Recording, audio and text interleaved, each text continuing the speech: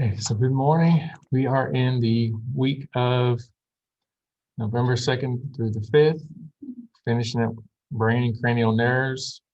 I'll have quiz 4 over chapter 12, neural tissue this week. Okay. All right, so let's pick up where we left off.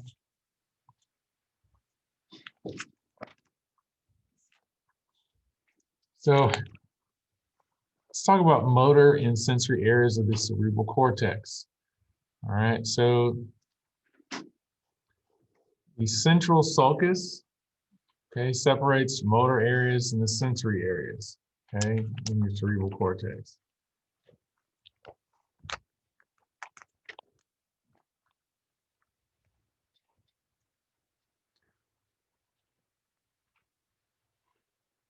You have a primary motor cortex and a primary sensory cortex. So the primary motor cortex of your precentral gyrus, and we'll show you where that is, it directs voluntary movements by means of what we call the pyramidal system. And the primary sensory cortex, the postcentral gyrus, okay, is going to receive somatic sensory information from touch, pressure, pain, taste, and temperature receptors. Okay. You also have a visual cortex in your occipital lobe. And it's going to receive visual information.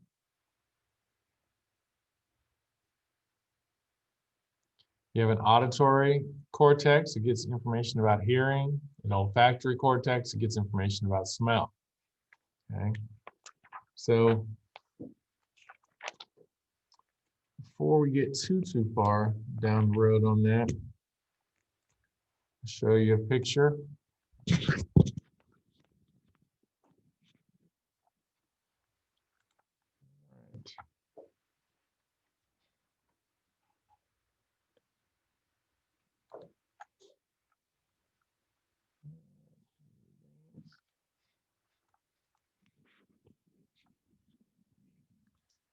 All right, so here's your central sulcus in the cerebral cortex. All right. So on the precentral gyrus, okay, you got your primary motor cortex, okay. Here's on the postcentral gyrus, you got your primary sensory cortex, okay. Here's your occipital lobe and your visual cortex. Here's your temporal lobe. All right, so here's your auditory cortex. Here's your olfactory cortex, okay. All right.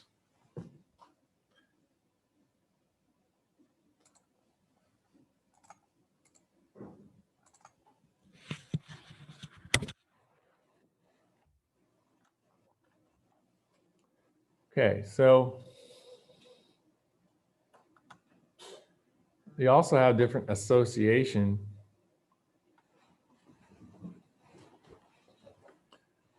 areas, and they interpret incoming data or coordinate a motor response, okay? You're essentially associated with certain functions, okay?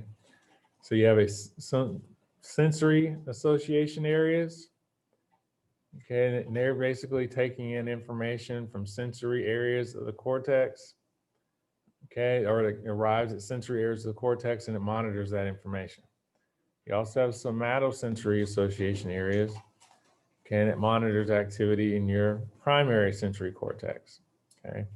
And somato, it's going to involve, some motor information, but not really a whole lot. So it's mostly sensory, okay?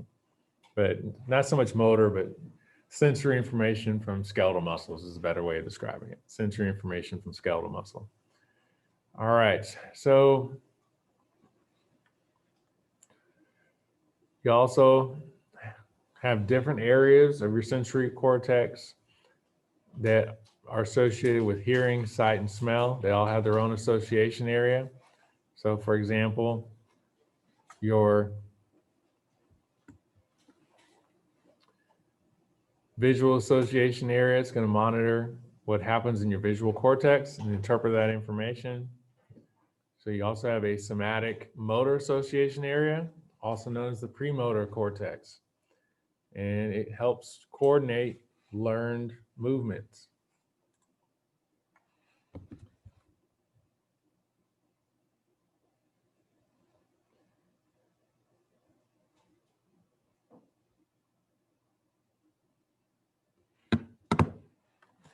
All right.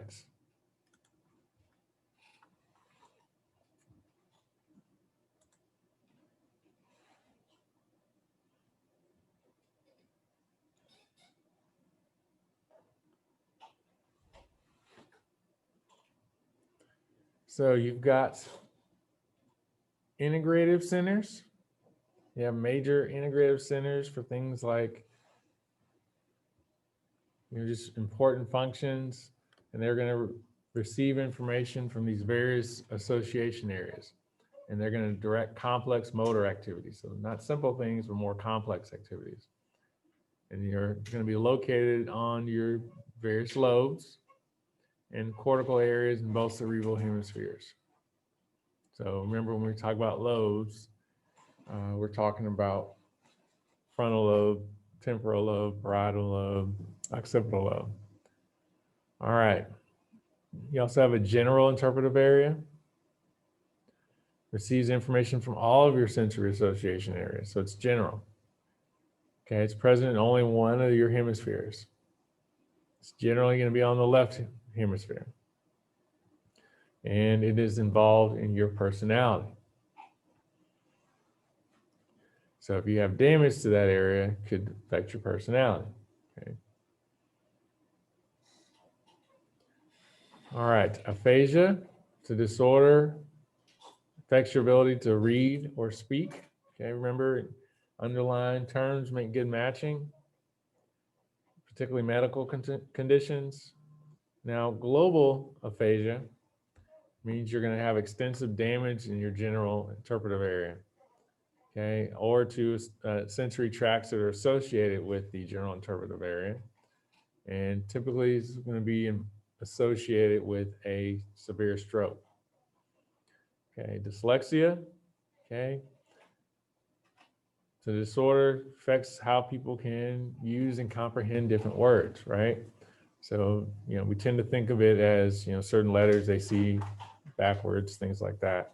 But it, again, goes to certain areas of the brain, right, that are associated with that. All right.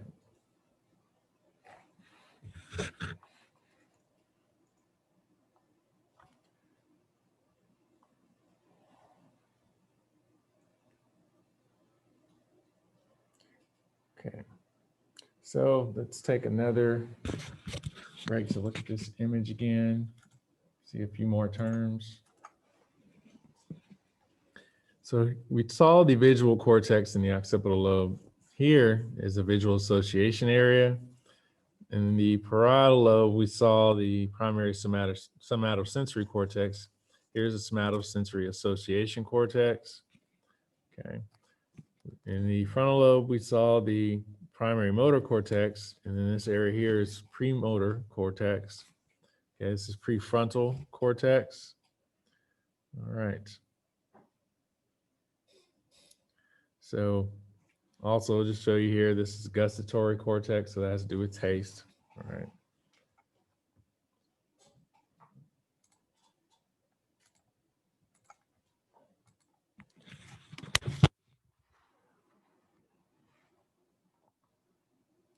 All right, so you have speech centers, and they regulate patterns of breathing and vocalization that you need to speak normally, right? Speech center should help you with speech. All right, you also have a receptive speech area, and it's going to adjust different motor commands so that you can move your mouth. Associated with your motor speech area with feedback from your auditory association area. So part of it is you're getting feedback of hearing your voice and interpreting that and making sure that you speak in a way that you should.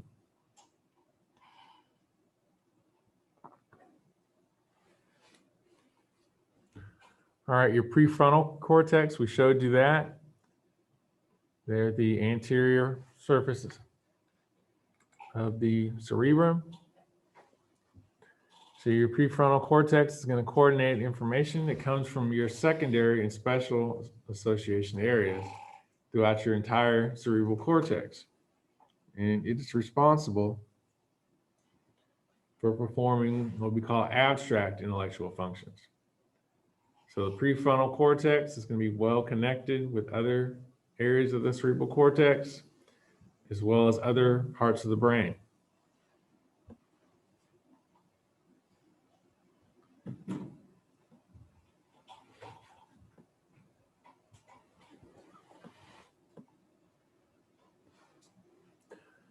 All right, Brodmann's area, or areas. So people of different research backgrounds try to describe and classify differences in the tissue organization in the cerebral cortex. Okay, so the hope there is that patterns of your organization in your cells were correlated to certain functions. Okay. All right, so let's take a break here and talk about the different association areas of the cerebral cortex and what you've learned. To talk with your partner about that now, and you can do that at home as well.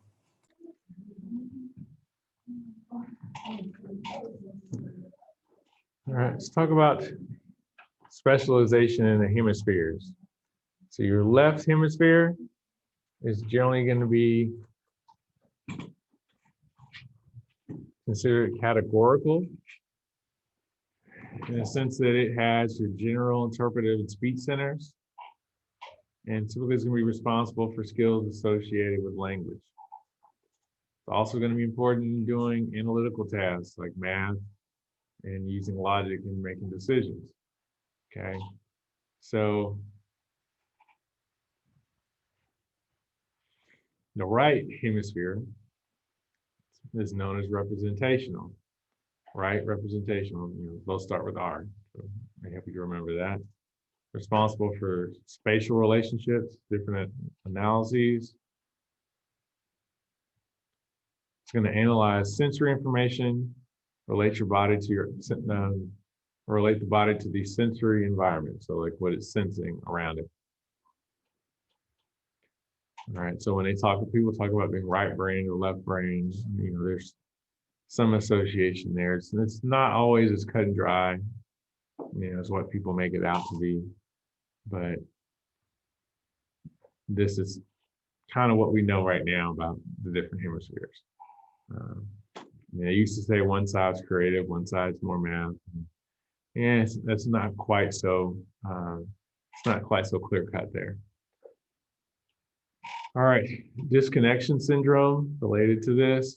Two hemispheres start functioning independently, and each individual hemisphere is not aware of stimuli or motor commands from its counterpart hemisphere.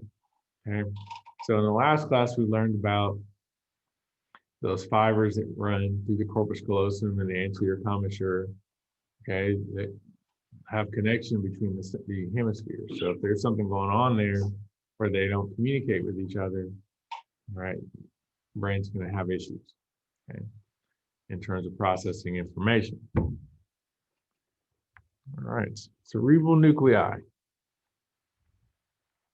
So again, we're not talking about cell nuclei. We're talking about masses of basically cell bodies that are processing information.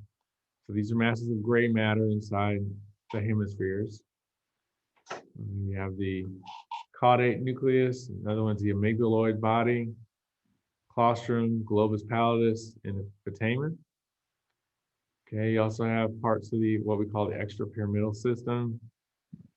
These have some subconscious control over muscle tone, help coordinate learned movement patterns, things that you learn, movements you learn to do,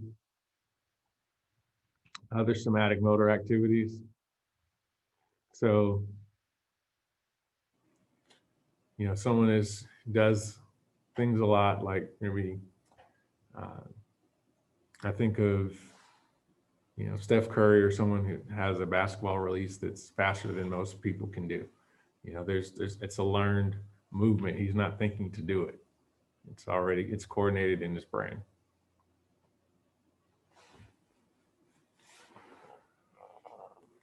All right, so information is going to be leaving your caudate nucleus and your putamen from those sensory motor and association areas, and then processing integration of that information. It's going to occur at the caudate nucleus and the putamen. So I want to make sure I'm clear about that. So information is leaving the sensory motor and association areas, going toward the caudate nucleus and the putamen. There you have processing and integration of that sensory and motor information. Okay, next part of the brain we're going to cover is the limbic system. So with the limbic system, what does it do? Well, it establishes different emotional states, related behavioral, behaviors or drives, things you do because of your emotions. All right, linking your intellectual and conscious functions in your cerebral cortex with the more unconscious, more autonomic things or functions in your brainstem. All right, also involved in facilitating storage of memories and retrieving of those memories. So your limbic system is helping you remember all the stuff you got to remember for this class, right? So you're putting it in long-term memory and storing it, and able to retrieve it when you take a quiz or an exam or a practical like we'll do today. All right, so limbic system is going to include your amygdaloid body, your cingulated gyrus, the parahippocampal gyrus, the hippocampus, mammillary bodies, and your fornix.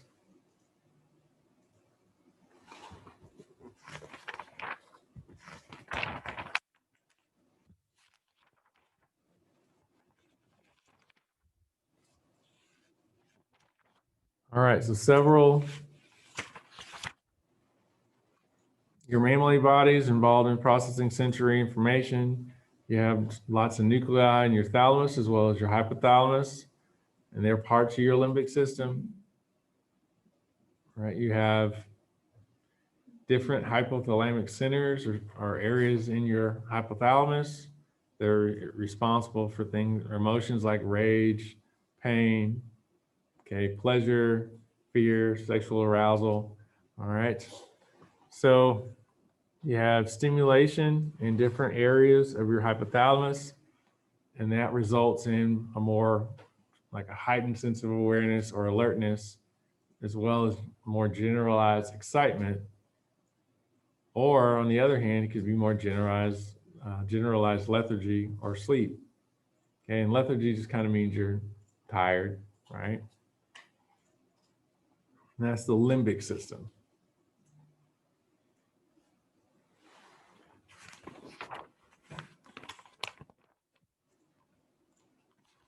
All right, so let's show you a picture of that.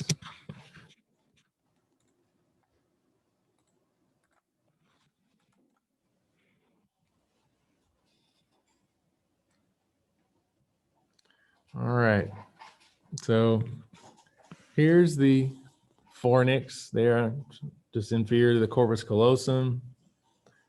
All right, and then here's a more specific view of the limbic system. Okay, there's your thalamus. Okay.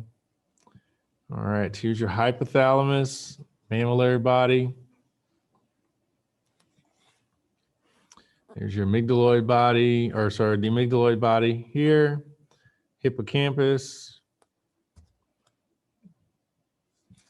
cingulate gyrus here, just superior to the corpus callosum, parahippocampal gyrus, okay, dentate gyrus. All right, then you can kind of see the fornix there as well, or the yellow parts, the fornix. All right, so those are the parts of the limbic system.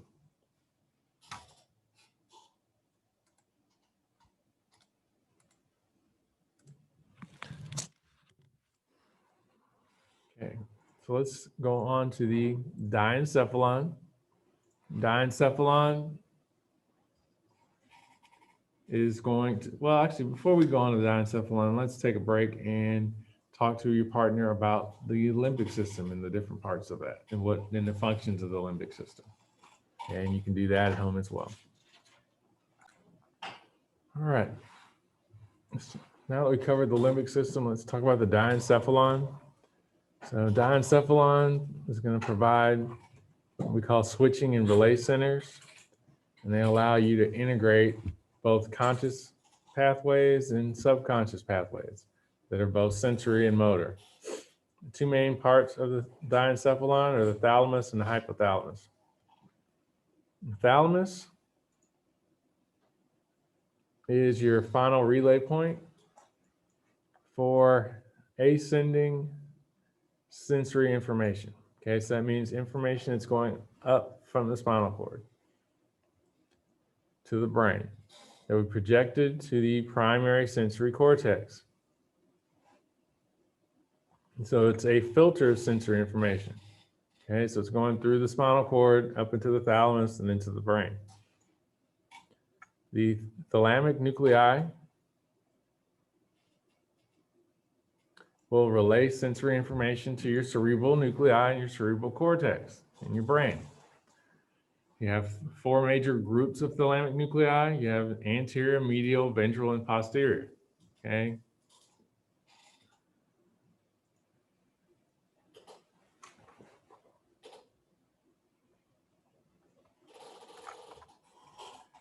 All right, and your hypothalamus has a lot of functions. All right, and it contains your very important control and integrative centers. Okay, so what can it do? Well, it can control somatic motor activities, like your skeletal muscle at the subconscious level. All right, it can control autonomic functions, so things your body does automatically, like make your heart beat, help you breathe, help your smooth muscle and your digestive system move and your blood vessels. All right, coordinate activities in your nervous and endocrine systems. Okay, pretty important. Secrete different hormones. Okay, also very important. Producing emotions, your behavioral drives. Coordinating voluntary as well as autonomic functions. Regulating your body temperature.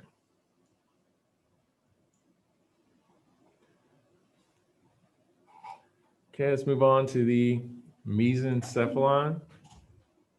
So the roof or tectum in your mesencephalon has two pairs of sensory nuclei. You have a superior colliculi, colliculi, and a inferior colliculi. And since it's two pairs, a pair is how many? Two. So two pairs is 4. So this is the Corpora Quadrigemina. Okay, quad for 4. Body of 4. On each side, the superior colliculus is going to receive visual information, okay, from your thalamus and interpreting information you see. And the inferior colliculus is going to receive auditory information, so things you hear from your medulla oblongata. And red nucleus, again, we're talking about cell bodies. We're not talking about cell nuclei. It's going to integrate information from your cerebrum. And it's going to issue motor commands related to posture and muscle tone. So if it helps you remember, red, think of muscle as red, okay, has to do with muscle tone and posture, okay. Substantia nigra is going to help you regulate motor output from your cerebral nuclei.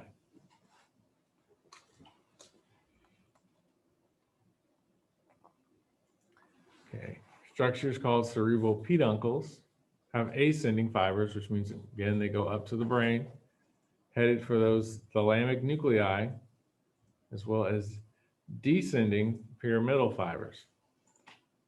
Okay, so those are going from the brain down to the spinal cord, and they're carrying voluntary motor commands. Okay, that should make sense because that should be associated with the descending pathway from the primary motor cortex.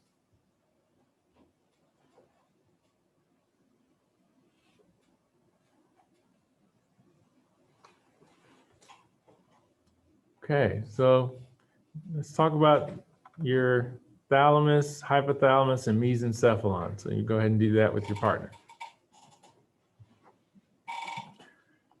You can do this at home as well. All right, so let's show you a picture of what the diencephalon and the brainstem look like.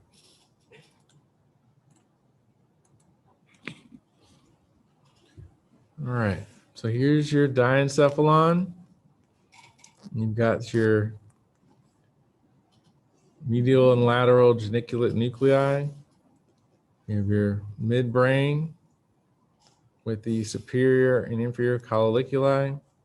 Here are your cerebral peduncles. Okay. And here's your thalamus and your pons.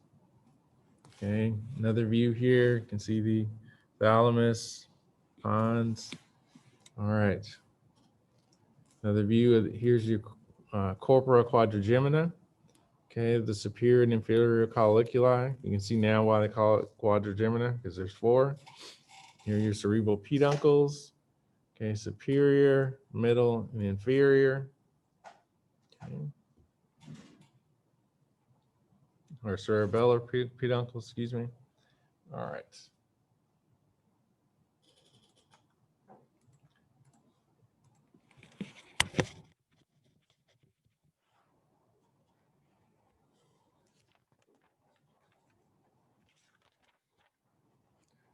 All right, so let's talk about the cerebellum.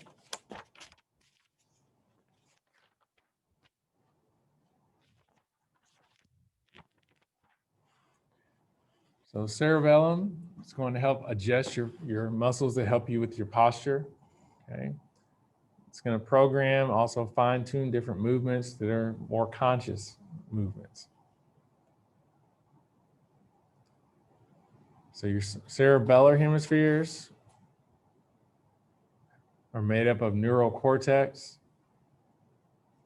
And it's formed into little folds. Okay, so that's what you're seeing. You're seeing all the little folds. We call those folia. And the surface consists of anterior and posterior lobes, a vermis, and the flocculonodular node. Okay, say that 3 times fast, right?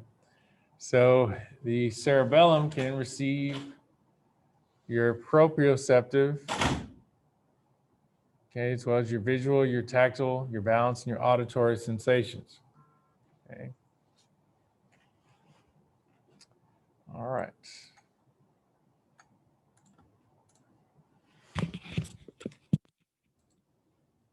All right, so there's a picture of the cerebellum, anterior lobe, posterior lobe.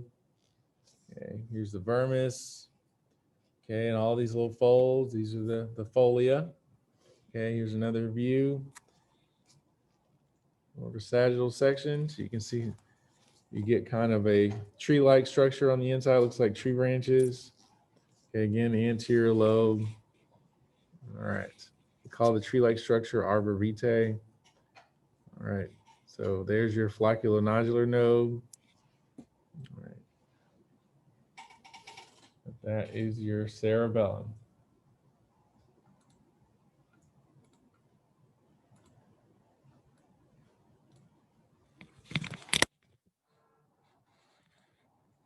All right, let's move on to the pons.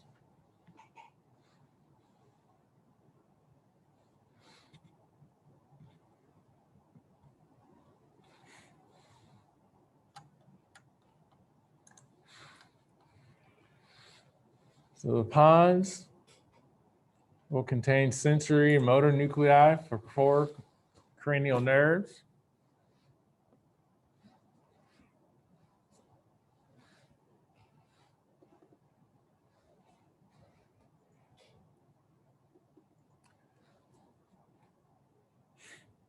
The nuclei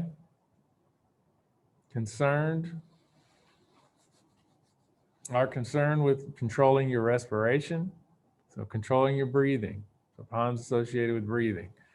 Your nuclei and the tracts that link the cerebellum with your brainstem, your cerebrum and your spinal cord. You also have ascending and descending tracts in your pons. Okay.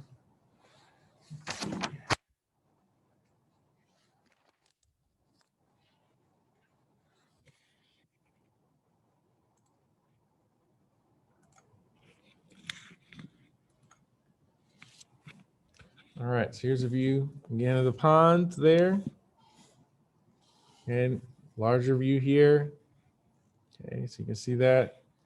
You got your ascending tracts in blue, descending tracts in red there. Okay. But that shows you kind of where your pons is in relation to medulla oblongata, your thalamus, and your cerebellum.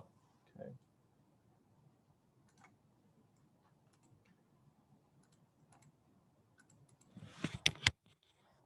All right, medulla oblongata.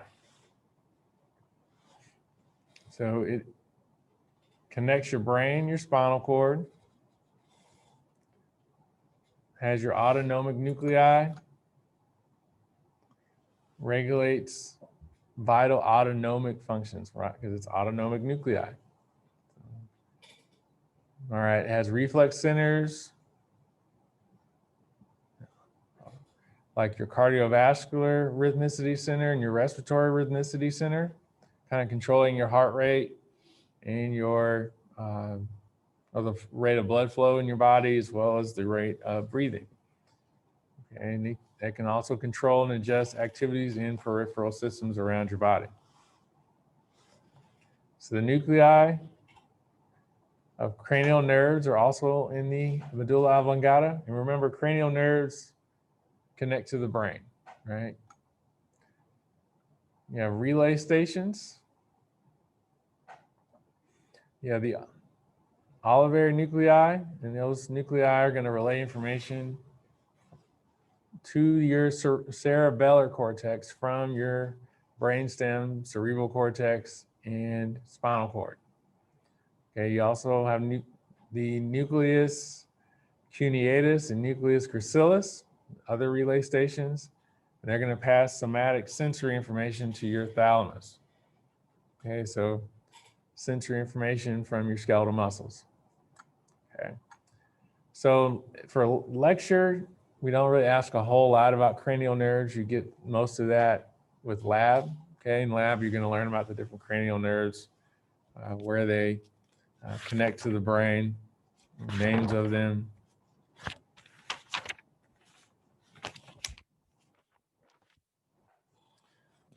So your picture here.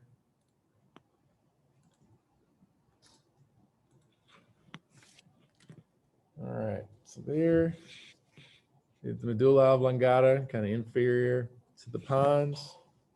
Okay. All right. There's your autonomic centers, cardiovascular centers, and your relay stations. Your olivary nucleus looks like an olive. Okay, cuneate nuclei, gracil nuclei. Okay, and see that from a lateral view as well. Olivary nuclei, cardiovascular centers, gracil nuclei, cuneate nucleus, okay, cardiovascular, respiratory centers. Okay, see those there.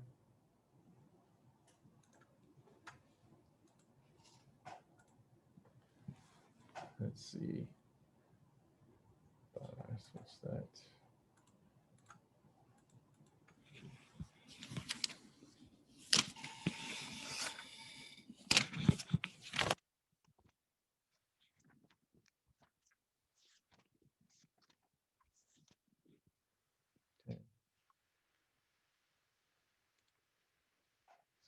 I will show you, picture your cranial nerves. All right, so here's your cranial nerve number 1, olfactory nerve, olfactory bulb in particular right there. Deals with smell, right? Here's the olfactory tract. Okay, cranial nerve number 2 is optic nerve. All right, number 3, oculomotor, okay, dealing with the eyes, skin. So optic deals more with sensory information. Oculomotor has to do with movement of the eyes. All right, cranial nerve number 4 is trochlear nerve.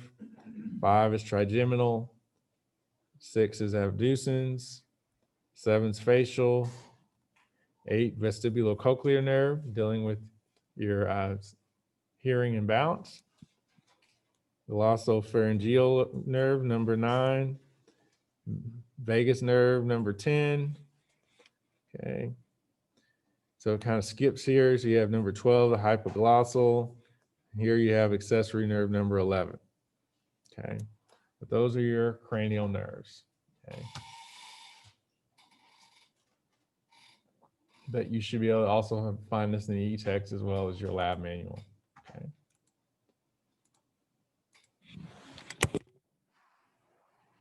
All right, so that is chapter 14. Okay, so we will move on and we are going to start with chapter 15. Okay, and chapter 15